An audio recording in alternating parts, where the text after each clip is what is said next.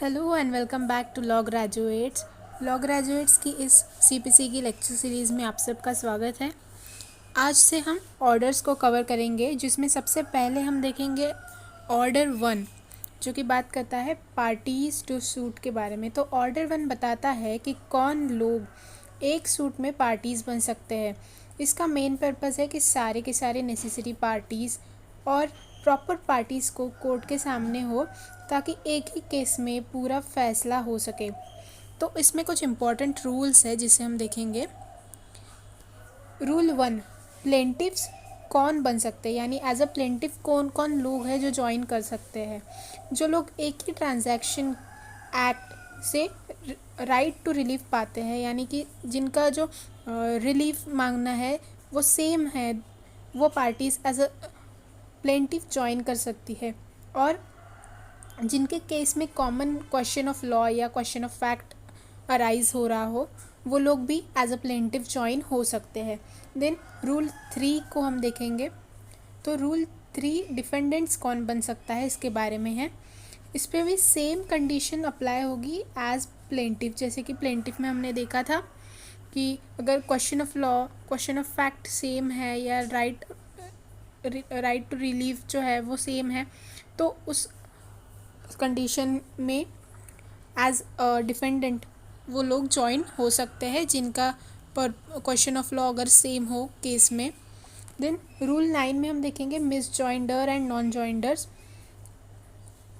Case सिर्फ इस वजह से खारिज नहीं होगा कि गलत पार्टीज़ हो जो इंक्लूड हो गई हो गलती से, मान लीजिए किसी केस में, देन कुछ पार्टीज़ मिस हो गई हो। इस पर पूरा का पूरा हम केस को या पूरी जजमेंट या डिक्री को वॉइड डिक्लेयर नहीं कर सकते। बस उनकी जो राइट्स अगर कुछ वॉयलेट हो गई हो तो वो उनको रेमेडी मिलेगी, और जो एज अ मिस जॉइंडर गलती से ज्वाइन हो गए हैं उनको निकाला जाएगा। लेकिन अगर नेसेसरी पार्टीज़ ही नहीं है, मान लीजिए जो पार्टी बहुत ज़्यादा नेसेसरी थी, जिसका होना केस में बहुत ज़रूरी था, वो नहीं थी, तो उस कंडीशन में ये एक एक्सेप्शन होगा कि ये केस जो होगा, जो चल रहा होगा, वो मेंटेनेबल नहीं रहेगा, यानी कि उस डिक्री को, डिसीजन को हम नल एंड वॉइड डिक्लेयर कर सकते हैं। Then we will see necessary parties and proper parties के बीच में क्या डिफरेंस है। नेसेसरी पार्टीज़ यानी जिसके बिना इफ़ेक्टिव डिक्री पास नहीं हो सकती है, जो कि बहुत इम्पॉर्टेंट पर्सन होते हैं इन केस, जिनके सिवा केस को हम आगे नहीं ले जा सकते। देन इसका एक एग्जांपल देखेंगे। जैसे कि मान लीजिए ओनरशिप से रिलेटेड अगर कोई डिस्प्यूट हो, तो ओनरशिप के केस में जो लैंड का रियल ओनर है वो होगा नेसेसरी पार्टी। मान लीजिए ये एक लैंड है जिस पर किसी ओनर ने, ए मान लीजिए ओनर है, इसने रेंट में दिया है घर बी को। तो अगर कोई डिस्प्यूट होता है मान लीजिए ओनरशिप से रिलेटेड, तो ए होगा नेसेसरी पार्टी, वेयरएज बी होगा प्रॉपर पार्टी, क्योंकि वो उसे घर रेंट पे मिला था, वो टेनेंट होगा। तो जिसका होना हेल्पफुल होगा फॉर कंप्लीशन ऑफ एडजुडिकेशन, उसे हम कहेंगे proper party. Then we will see rule 10, जो कोर्ट की पावर के बारे में बात करता है, यानी कि कोर्ट को पावर है कि वो ऐड रिमूव कर सकती है पार्टीज़ को। कोर्ट कभी भी कोई भी पार्टी स्ट्राइक ऑफ कर सकती है या तो ऐड कर सकती है। Then we will see rule 8, जो कि रिप्रेजेंटेटिव सूट के बारे में है। जब बहुत सारे लोगों का सेम इंटरेस्ट हो, तो उनमें से कुछ लोग पूरी कम्युनिटी के बिहाफ पे उनको रिप्रेजेंट करने के लिए, मतलब एज अ रिप्रेजेंटेटिव वो केस फाइल कर सकते हैं। लेकिन इसके लिए आपको कोर्ट की परमिशन पहले लेनी होगी, और साथ ही साथ सभी लोगों का कंसेंट होना भी ज़रूरी है। देन मान लीजिए एक एग्ज़ाम्पल हम लेते हैं कि कॉलोनी है कोई, या कोई सोसाइटी है जिसमें अगर कोई पानी से रिलेटेड इशू है, इलेक्ट्रिक से रिलेटेड इशू है, तो इन प्रॉब्लम के लिए एक ही सूट फाइल करेंगे सारी की सारी सोसाइटी के मेंबर्स जो है वो कंसेंट देंगे, एंड कोई एक रिप्रेजेंटेटिव होगा, मान लीजिए सेक्रेटरी होगा सोसाइटी का, तो वो केस फाइल करेगा on behalf of all the people living there. Then we will see rule 10A, जो कि चेंज ऑफ एड्रेस के बारे में है। तो ये ड्यूटी होगी पार्टीज़ की। अगर पार्टी अपना एड्रेस चेंज करे तो कोर्ट को बताना ज़रूरी होगा। देन इसमें कुछ केस लॉज है। कस्तूरी वर्सेस अय्यम पेरुमल 2005 का ये केस है, जिसमें बताया गया था कि नेसेसरी और प्रॉपर पार्टी का डिफरेंस इसमें एक्सप्लेन किया गया था, जो कि अब वो हमने अभी डिस्कस किया था। देन राज़िया बेगम वर्सेस शहाबज़ादी अनवर बेगम, ये 1959 का केस है, जिसमें रिप्रेजेंटेटिव सूट्स में पार्टी का डायरेक्ट इंटरेस्ट होना चाहिए, यानी कि जो भी पार्टीज़ होगी जो कंसेंट दे रही है उनका डायरेक्ट इंटरेस्ट होगा, तभी वो रिप्रेजेंटेटिव सूट्स कहलाएगा। Then next we will see order 2, जो कि फ्रेमिंग ऑफ सूट के बारे में, यानी सूट को हम फ्रेम कैसे करेंगे, जहाँ पर ऑर्डर 2 बात करता है, इंश्योर करता है कि प्लेंटिफ अपना पूरा का पूरा क्लेम एक ही सूट में लाए, ताकि अननेसेसरी मल्टीपल सूट्स ना बने। इसमें ऑर्डर्स दिए गए हैं, इसे हम समझेंगे। तो सबसे पहले देखेंगे रूल 1, ऑर्डर 2 का रूल 1, जो फ्रेम ऑफ सूट के बारे में है।